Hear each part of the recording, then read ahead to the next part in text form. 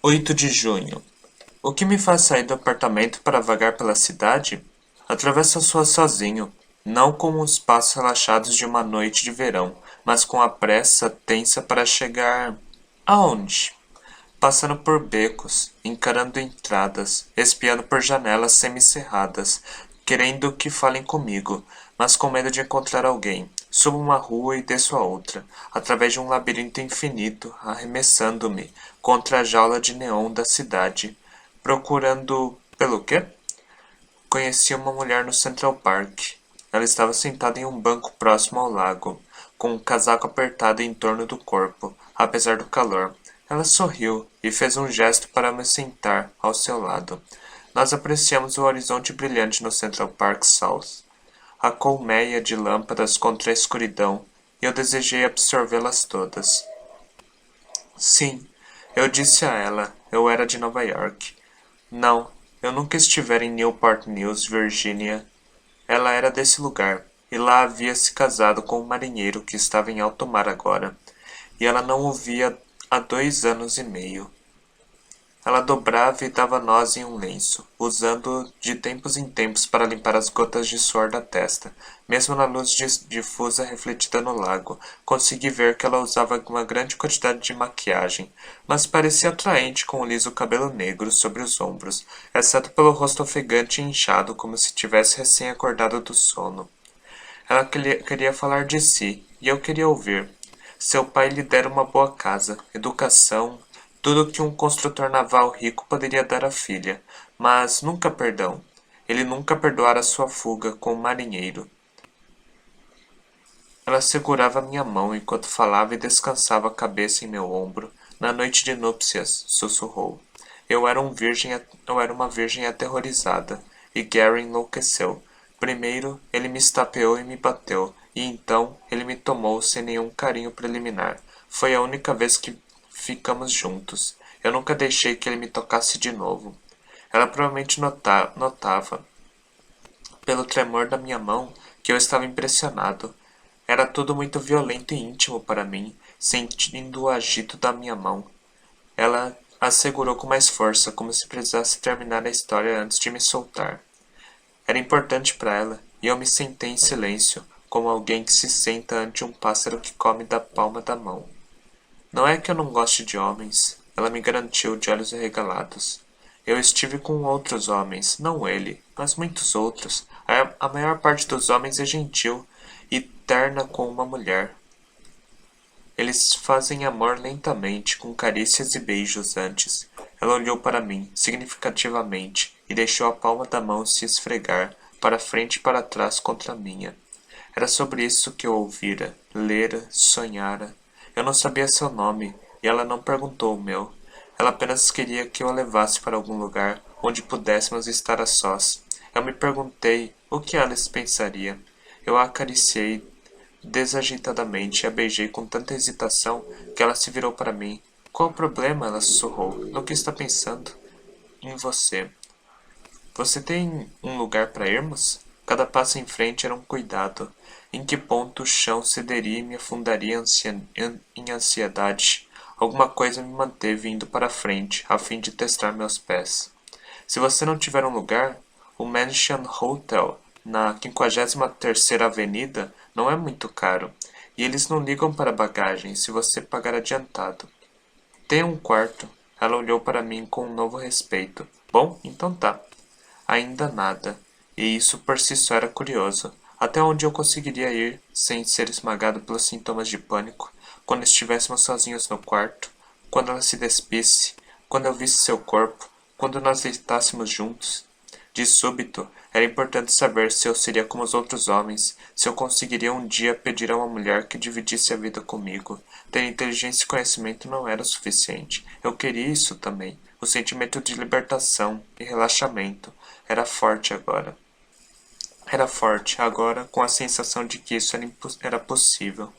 A empolgação que tomou conta de mim quando a beijei de novo se manifestou, e eu tinha certeza de que poderia ser normal com ela. Ela era diferente de Alice.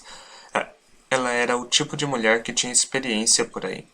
Então, a voz dela mudou, incerta. Antes de irmos, só uma coisa. Ela se levantou e deu um passo na minha direção sob a luz da lâmpada, abrindo o casaco, e pude ver o formato do seu corpo de uma maneira que não tinha imaginado de jeito nenhum durante todo o tempo em que estivemos sentados, um ao lado do outro no escuro. É só o quinto mês, ela disse. Não faz nenhuma diferença. Você não se importa, não é? Em pé ali, com o casaco aberto, ela estava sobreposta, com uma exposição dupla na foto da mulher de meia-idade recém-saída da banheira, segurando o roupão de banho aberto para Charlie ver. E eu esperei, como um blasfemador espera pelo trovão. Olhei para longe. Era a última coisa que eu esperava, mas o casaco amarrado fortemente em torno dela, em uma noite tão quente, deveria ter me avisado que algo estava errado. Não é do meu marido, ela me garantiu. Eu não menti sobre o que disse antes. Eu não o vejo há anos. Foi um vendedor que conheci cerca de 8 meses atrás. Eu estava vivendo com ele. Não vou vê-lo mais. Mas vou ficar com o bebê. Nós, nós só temos de tomar cuidado, nada muito agressivo ou algo assim. Mas além disso, você não tem que se preocupar. A voz dela sumiu quando notou minha raiva. Isso é imundo, gritei. Você deveria ter vergonha. Ela se afastou, fechando o casaco em torno de si para proteger o que estava dentro. Assim que ela fez esse gesto protetor, vi a segunda imagem dupla, minha mãe, imensa, com a minha irmã, nos dias em que estava me segurando menos, me aquecendo menos com sua voz e toque, me protegendo menos contra qualquer um que ousasse dizer que eu era normal. Acho que agarrei seu ombro, não tenho certeza, mas então ela estava gritando e fui trazido bruscamente para a realidade pelo senso de perigo. Queria lhe dizer que não tinha más intenções e que jamais a machucaria, ou a qualquer outra pessoa. Por favor, não grite. Mas ela gritava, e eu vi passos correndo no caminho escuro. Isso era algo que ninguém entenderia. Corri na escuridão para procurar uma saída do parque, zigue-zagueando entre uma rota e outra. Eu não conhecia o parque e subitamente colidi com algo que me jogou para trás. Um beco sem saída, feito de uma cerca de tela metálica. Logo vi os balanços e escorregadores e percebi que era um parquinho infantil, fechado durante a noite. Segui a cerca e continuei, meio correndo, tropeçando em raízes retorcidas. No lago que fazia uma curva perto do parquinho, eu me virei, encontrei uma outra rota. Passei por uma pequena ponte e então passei pelos lados e por baixo dela, sem saída. O que está acontecendo? O que houve, senhora? Um maníaco. Você está bem? Para que lado ele foi? Eu havia andado em círculos para o lugar onde começara, escorreguei atrás do gigantesco afloramento de uma pedra e uma tela de amoras e caí de barriga no chão. Chame um policial. Nunca tem um policial quando você precisa de um. O que houve? Um degenerado tentou estuprá-la. Ei, algum cara ali o está seguindo. Ali está ele. Vamos lá, pegue esse filho da mãe antes que ele saia do parque.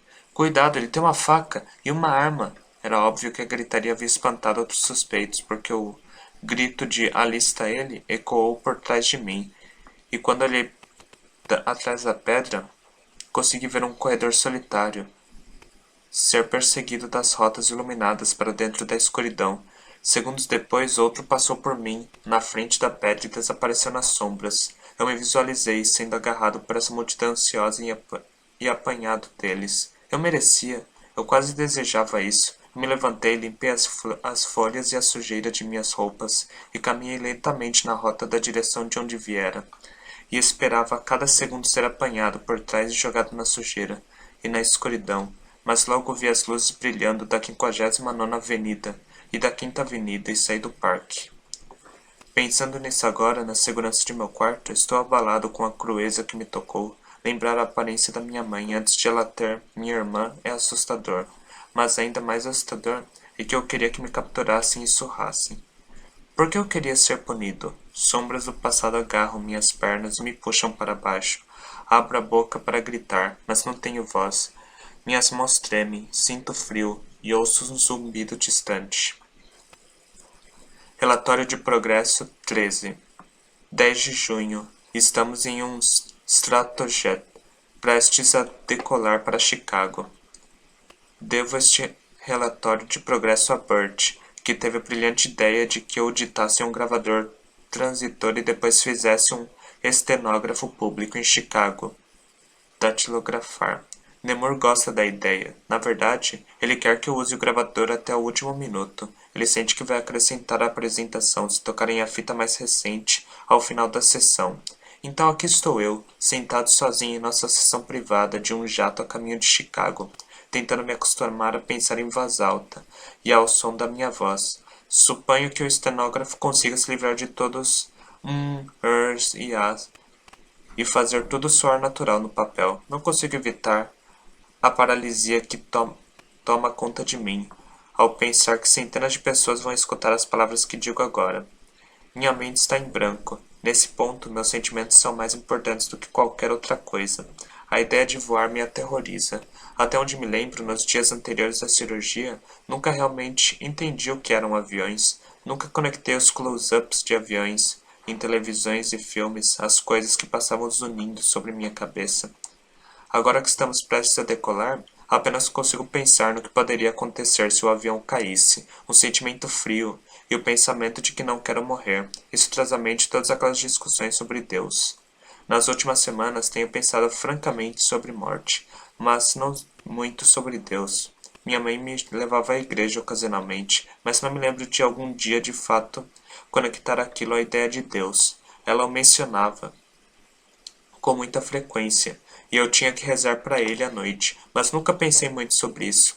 Eu me lembro dele como um tio distante com barba longa, sentado em um trono, como Papai Noel na loja de departamentos em sua grande cadeira, o qual colocava você no colo e perguntava se você se comportou, e o que gostaria de ganhar de presente. Ela tinha medo dele, mas ainda assim pedia favores. Meu pai nunca o mencionou. Era como se Deus fosse um dos parentes de Rose, com os quais ele não queria se envolver muito.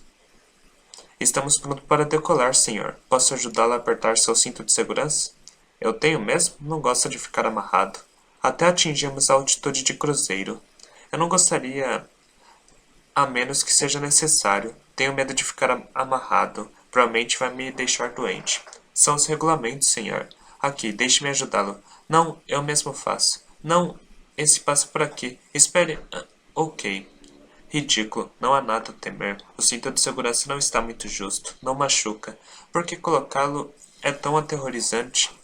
Isso e as vibrações do avião decolando. A ansiedade está toda fora de proporção com a situação. Então deve ser algo. O quê? Voar e atravessar nuvens escuras. Apertem os cintos. Amarrado. Força para cima, cheiro de couro suado, vibrações e um som de rugidos nos meus ouvidos. Pela janela, nas nuvens, vejo Charlie. É difícil de dizer a idade, cerca de 5 anos. Antes de Norma, vocês já estão prontos? O pai entra pelo corredor, pesado, especialmente na corpulência flácida de seu rosto e pescoço. Ele exibe uma expressão cansada. Eu disse, estão prontos? Só um minuto, Rose responde. Estou colocando meu chapéu. Veja se a camisa dele está abotoada e amarre seus cadarços. Vamos lá, vamos terminar logo isso. Onde? Pergunta Charlie. Onde Charlie ir? Seu pai olha para ele e franze a testa. Matt Gordon nunca sabe como reagir às perguntas do filho. Rose aparece na porta do quarto, ajustando o meio véu de seu chapéu.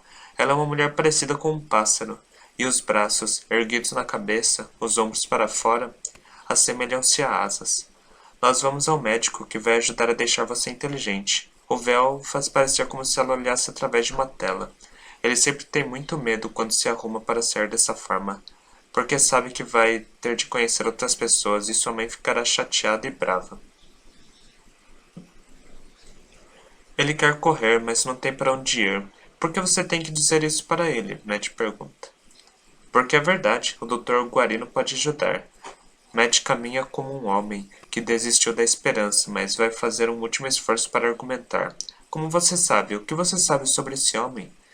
Se tiver algo que pudesse ser feito, os médicos teriam nos dito há muito tempo. Não diga isso, ela chia. Não me diga que não há nada a fazer. Ela pega Charlie e pressionou a cabeça do garoto contra o próprio peito. Ele vai ser normal. Custe o que custar, faremos o que precisar. Não é algo que dinheiro possa comprar. Eu estou falando do Charlie, seu filho, seu único filho. Ela o embala de um lado para o outro, beirando a histeria. Não vou ouvir essa conversa. Eles não sabem. Então dizem que não há nada a ser feito? O Dr. Guarino me explicou tudo. Eles não patrocinam a invenção dele porque vai provar que estão errados, como foi com aqueles outros cientistas, Pasteur e Jennings e o resto deles. Ele me contou tudo sobre famosos médicos com medo do progresso. Ao responder para Matt dessa forma, ela se sente relaxada e segura de si mesma mais uma vez. Quando solta Charlie, ele vai para um canto e encara a parede assustado e tremendo. Olhe, ela diz, você o deixou chateado de novo. Eu? Você sempre começa essas coisas na frente dele. Ah, Cristo, vamos logo. Vamos terminar logo essa porcaria.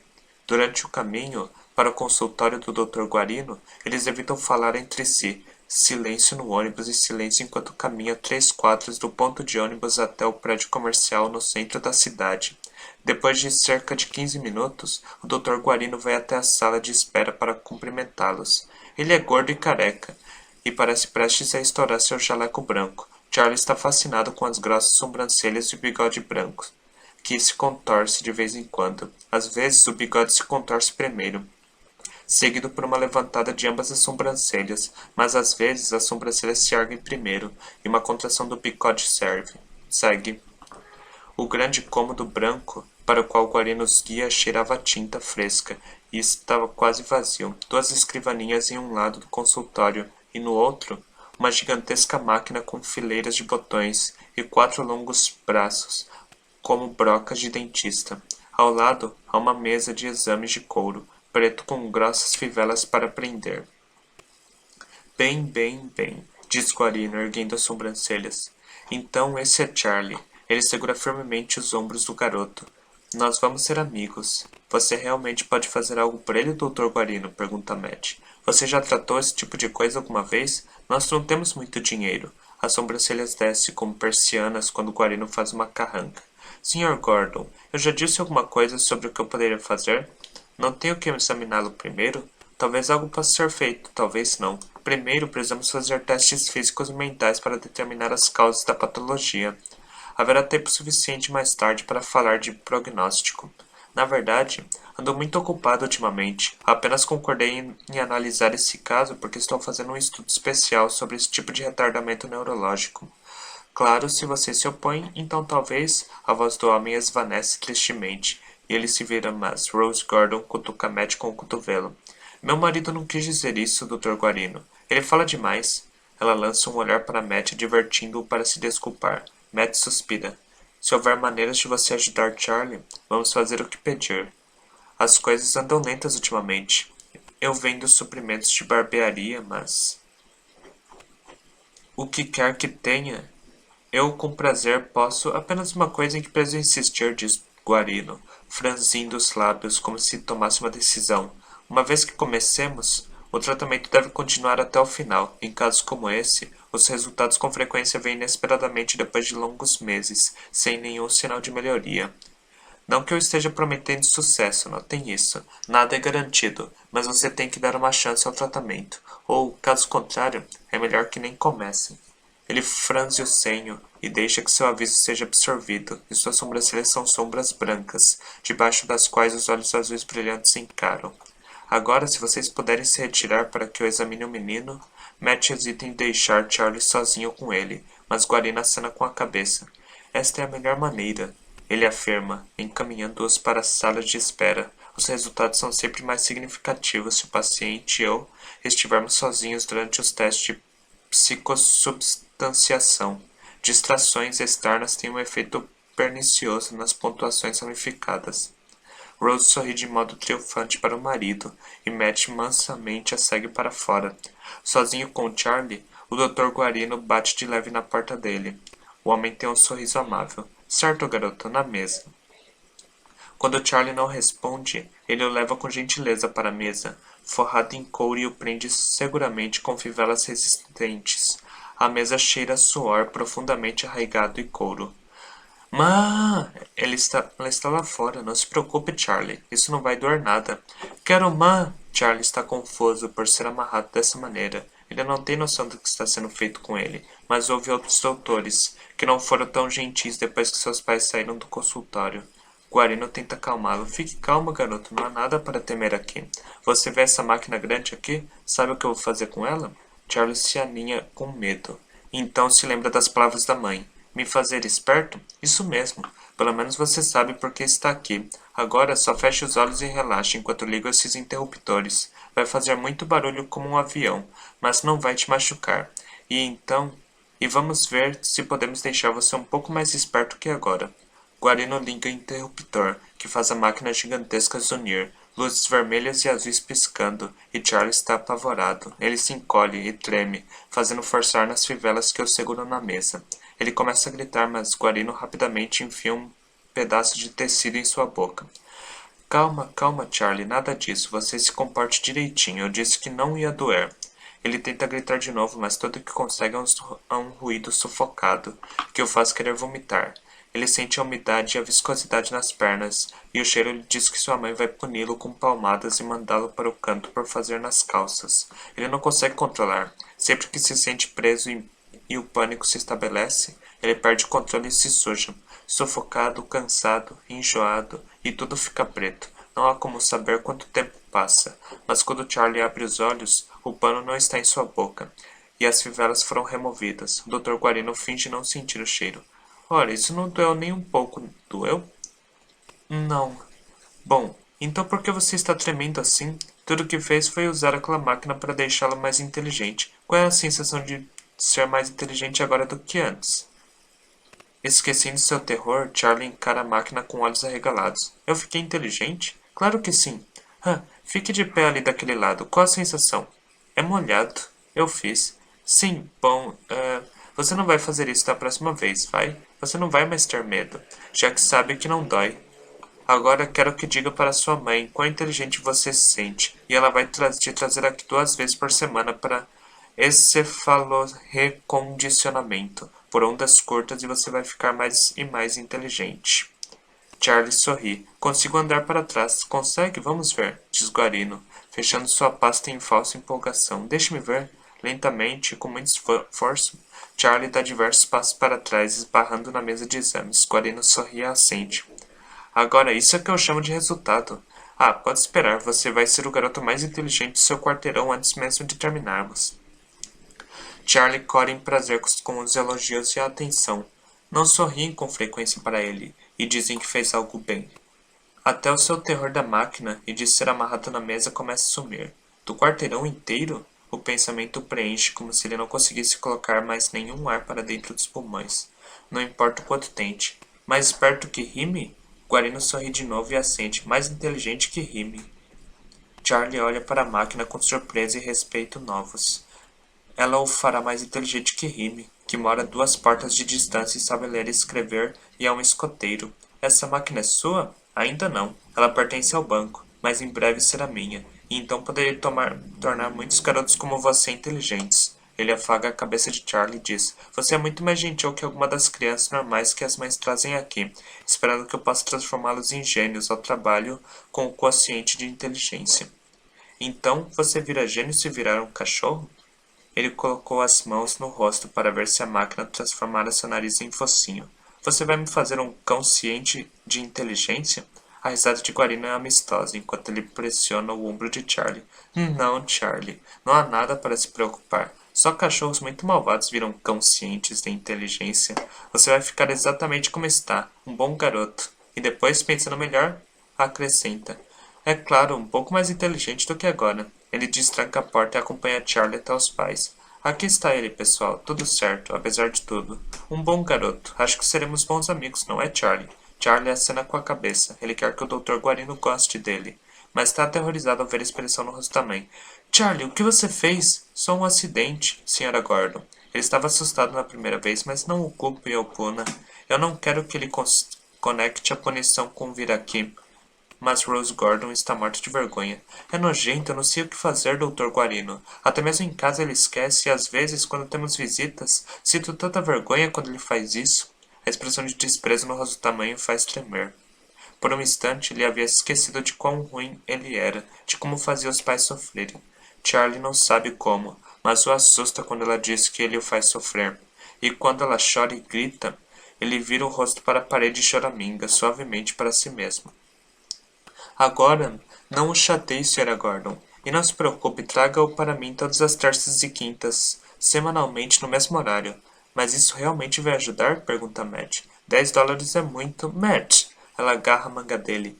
Existe alguma coisa para se dizer num momento como esse? Sua própria carne e sangue? E talvez o Dr. Guarino possa deixar Charlie como as outras crianças, com a ajuda de Deus, e você fala de dinheiro? Matt Gordon começa a se defender, mas então, pensando melhor nisso, ele saca a carteira. Por favor, suspira Guarino, como se embaraçado ante a visão de dinheiro. Meu assistente na recepção vai cuidar de todos os arranjos financeiros. Obrigado. Ele faz uma meia reverência para Rose. Aperta a mão de Matt e dá tapinha nas costas de Charlie. Bom garoto, muito bom. Então, sorrindo de novo, desaparece atrás da porta para os escritórios internos. Eles discutem por todo o caminho de casa, Matt reclamando que as vendas de suprimento para a barbearia diminuíram e que as economias da família estão decaindo.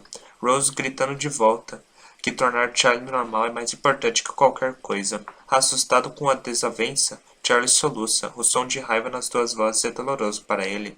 Assim que entra no apartamento, ele se afasta e corre para o canto da cozinha, atrás da porta, e ficando em pé, pressionando a testa contra a parede de azulejos, tremendo e gemendo. Eles não prestam atenção nele. Esquecem que Charlie tem que trocar de roupa e ser lavado. Não estou histérica. Só estou cansado de você reclamando todas as vezes que tento fazer algo pelo seu filho. Você não liga. Você simplesmente não liga. Isso não é verdade, mas eu entendo que não há nada que possamos fazer. Quando você tem um filho como ele, é uma cruz que você carrega e ama. Bom, eu posso aguentar o Charlie, mas não os seus modos malucos. Você gastou quase todas as nossas economias em charlatões e impostores. Dinheiro que eu poderia ter usado para estabelecer um bom negócio próprio. Sim, não olhe para mim desse jeito. Com todo o dinheiro que você jogou pelo ralo para fazer algo que não pode ser feito, eu poderia já ter minha própria barbearia. Em vez de comer pão que o diabo amassou, fazendo vendas por 10 horas ao dia, meu próprio negócio com gente trabalhando para mim. Pare de gritar. Olhe para ele, está assustado. Vá pro inferno, agora eu sei quem é o imbecil por aqui. Eu, por aguentar você. Ele sai agressivamente, batendo a porta. Desculpe interrompê-lo, senhor, mas vamos aterrissar em poucos minutos. Você vai ter que apertar o cinto de segurança novamente. Ah, você já está usando. Ficou com ele por todo o caminho desde Nova York, quase 2 horas. Eu me esqueci totalmente dele. Vou apenas ficar usando até aterrissarmos. Não me incomoda mais. Agora consigo ver de onde vem minha motivação incomum para me tornar inteligente, que impressionou todos a princípio. Era algo com que Rose Gordon vivia dia e noite. O medo, a culpa e a vergonha por Charlie ser um imbecil mental. O sonho de que algo poderia ser feito. A questão sempre urgente, de quem era a culpa. Dela ou de Matt? Só depois de Norma provar que Rose era capaz de ter filhos normais e que eu era a aberração, ela parou de tentar me consertar. Mas acho que nunca parei de querer ser o garotinho inteligente que ela queria que eu fosse, para que me amasse. Uma coisa engraçada sobre Guarino. Eu deveria me ressentir pelo que ele fez comigo e por tirar vantagem de Rose e Matt, mas de alguma forma não consigo. Após aquele primeiro dia, ele foi sempre agradável comigo, sempre havia a batidinha no ombro, o sorriso, a palavra encorajadora que vinha tão raramente. Ele me tratava, mesmo naquela época, como um ser humano. Pode soar como ingratidão, mas essa é uma das coisas das quais me ressinto aqui, a atitude de que sou uma cobaia. As referências constantes de Nemur sobre ter me feito, ou que sou, ou sobre algum dia haver outros como eu, que se tornarão seres humanos reais. Como posso fazê-lo entender que ele não me criou? Ele comete o mesmo erro que os outros quando olham para uma pessoa de mente débil e riem porque não entendem que existem sentimentos humanos envolvidos. Ele não percebe que eu era uma pessoa antes de vir para cá. Estou aprendendo a controlar meu ressentimento. A não ser tão impaciente, a esperar por coisas, acho que estou crescendo cada dia aprendendo mais e mais sobre mim e as memórias que começaram como pequenas ondulações na água, agora inundam como tsunamis.